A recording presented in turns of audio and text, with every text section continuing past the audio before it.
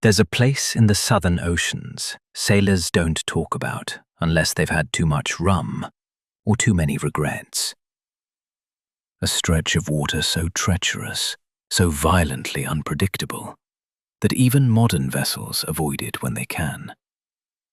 I'm talking about the Sundering Gulf, where storms don't just form, they wait. Like something out there is breathing beneath the waves. And if you ever speak to the oldest fishermen along the African coast, you'll hear the same warning passed quietly between trembling lips. If you see a ship with a bleeding red lantern on its mast, look away. Because that ship, the Crimson Tide, brings ruin to anyone who dares to witness it. But here's the part no one knows.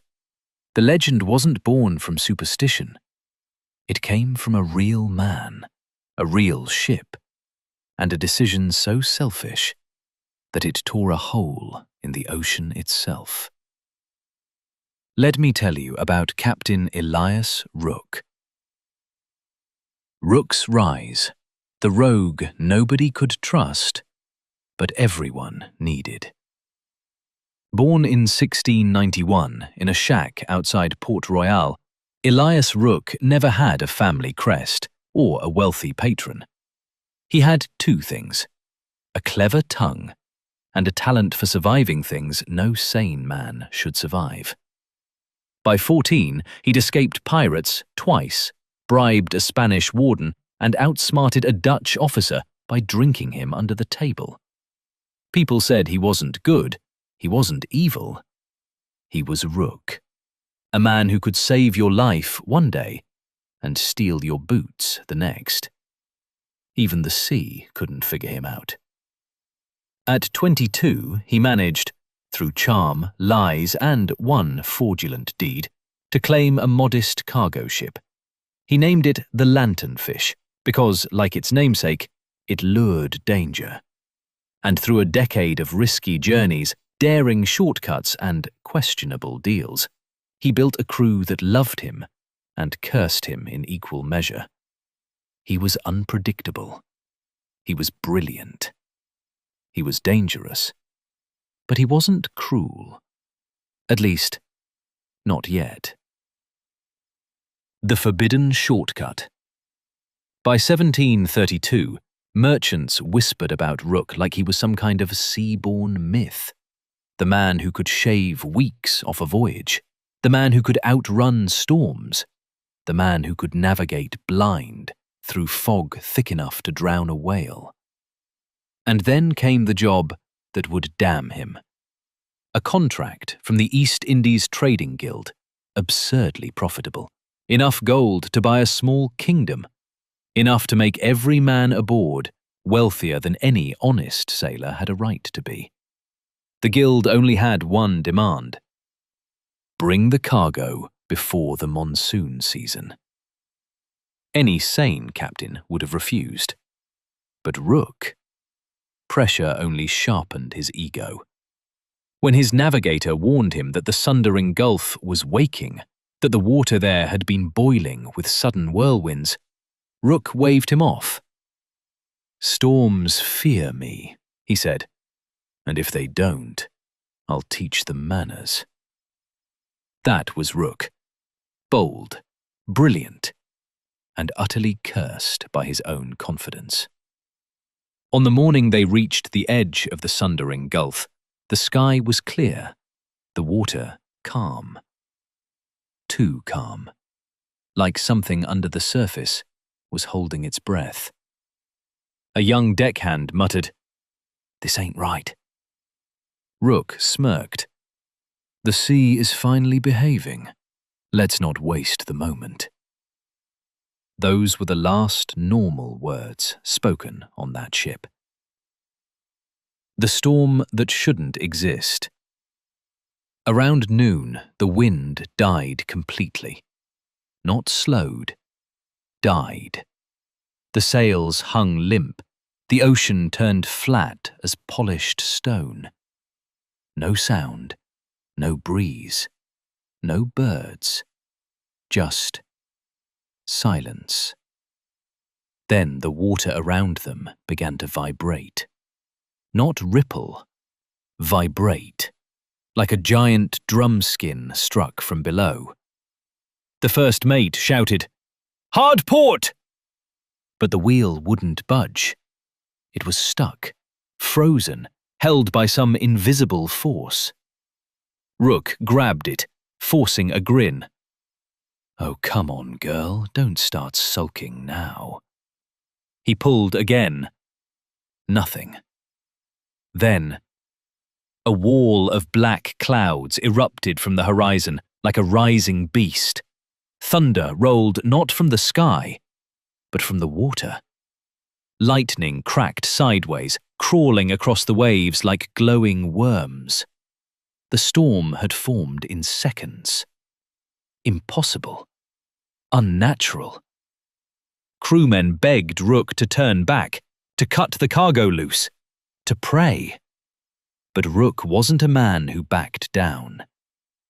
"I'm the master of this ship. We press on." He didn't know those words would become his curse. Seconds later, wind slammed into the ship with the force of a cannon blast.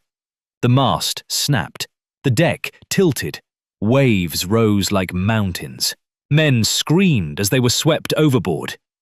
But Rook, he lashed himself to the wheel. Laughter twisted into panic. "You won't beat me! Not today!" The ocean answered. A spiral of black water, like a whirlpool made of thunder, rose in front of the bow. The lanternfish was lifted, twisted, shaken like a toy. Men prayed. Men cried. Rook cursed fate, the sea, the sky, anything but himself. And then, the ship vanished. No wreckage, no bodies, nothing. Just the echo of a storm that shouldn't have existed. B. The First Return, a phantom painted in red. 6 months later, a British frigate approached the edge of the Sundering Gulf. Visibility was poor, fog as thick as wool. Just as the lookout lit his lantern, a glow appeared in the mist, blood red, swinging gently. A ship emerged. Old, rotting, its sails shredded, its hull cracked open like a rib cage, and nailed to the top mast, a red lantern, dripping crimson light. Behind the wheel stood Elias Rook, eyes hollow, skin pale, face frozen in a half-mad grin. The British crew waved signals, shouted, lit flares. Rook didn't respond, didn't blink, didn't breathe. The frigate attempted to change course, but the phantom ship sailed against the wind, against the current, passing inches from their bow. One sailor swore the ships touched, but the hull passed through like mist. Cold, deadly, wrong. Hours later, the lookout who had seen the red lantern first slipped overboard in calm water, never resurfaced.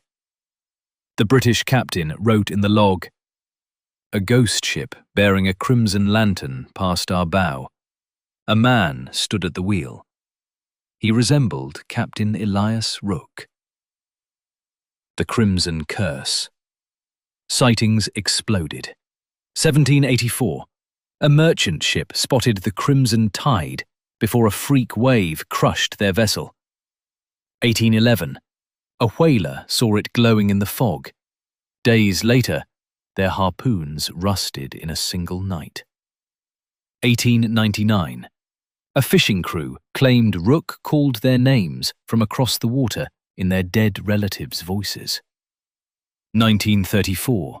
A lighthouse keeper saw it glide past. His light went out for 17 minutes without mechanical cause. And without fail, Anyone who acknowledged the ship suffered disaster. Not always death, sometimes madness, sometimes losing everything they owned in a night, sometimes an irreversible change in luck, like the universe marking them.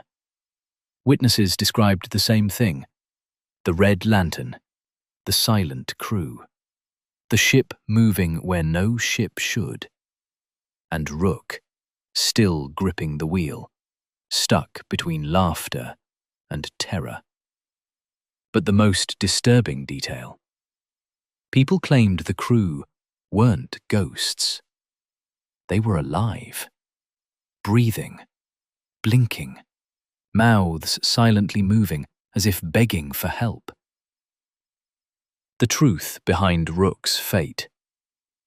Decades later, a journal surfaced, belonging to Rook's navigator, found floating in a bottle near Madagascar. Water-damaged but legible.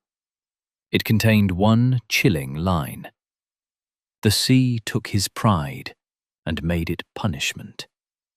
Another page read, "We didn't drown, we were kept. Something beneath the gulf feeds on choices, and Rook fed it well."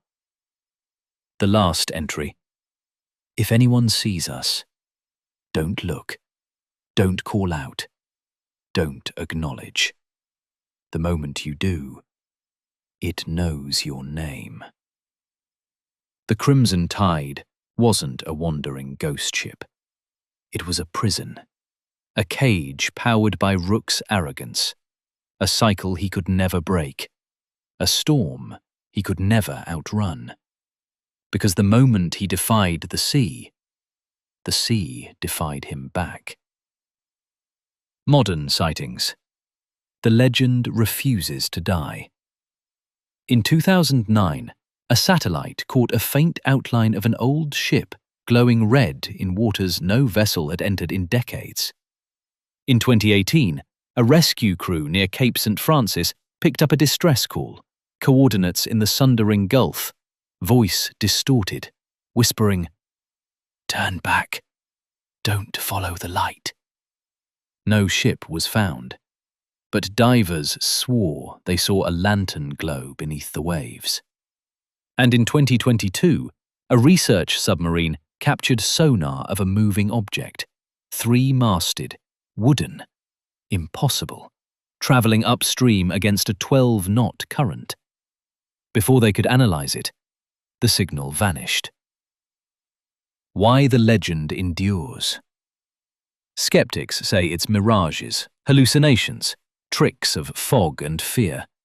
Scientists say temperature layers bend light over the water. Psychologists say shared beliefs create shared illusions. Maybe they're right. But how do you explain centuries of the same description?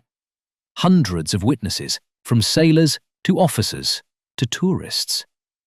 How do you explain the red lantern, the man at the wheel, the disasters that follow? And how do you explain the one detail every witness reported? The ship doesn't sail past you. It sails toward you. Like it recognizes you. Like it wants you. Like it remembers something you haven't done yet. The twist. Rook's final message. Legend says if the sea goes silent around you, if your compass spins, if a red glow appears on the horizon, you'll hear a voice, calm, tired, broken. It's Rook. Turn back while you still have the choice. I never did. Some say he's warning you. Others say he's luring you. Because the Sundering Gulf doesn't just want ships. It wants decisions. It wants pride.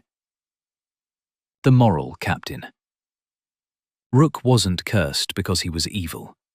He was cursed because he believed nothing could touch him. Because he thought he could challenge the sea, fate, life itself, and win. The crimson tide is a reminder. Some forces of nature don't punish malice. They punish arrogance. So if you ever see a red lantern on the water, glowing like a dying heartbeat, don't look twice. Don't wave. Don't whisper.